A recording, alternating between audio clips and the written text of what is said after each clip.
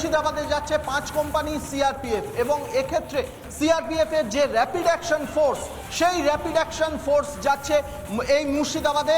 মূলত সিআরপিএফ এর ইস্টার্ন রিজিয়নের রাঁচি এবং জামশেদপুরে যে ক্যাম্প রয়েছে সেই ক্যাম্প থেকেই সিআরপিএফ এর rapid action force 5 company rapid action force ইতিমধ্যেই এই জামশেদপুর এবং রাঁচির ক্যাম্প থেকে তারা মুর্শিদাবাদের উদ্দেশ্যে মুভ করে গেছে।